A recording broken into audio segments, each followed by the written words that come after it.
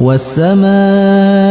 والطارق وما أدراك ما الطارق النجم الثاقب إن كل نفس لما عليها حافظ فلينظر الإنسان مما خلق من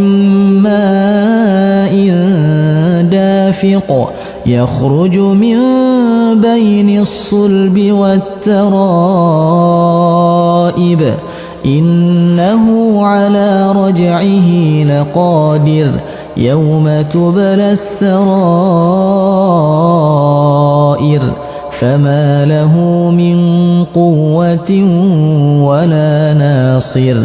والسماء ذات الرجع والأرض ذات الصدع إنه لقول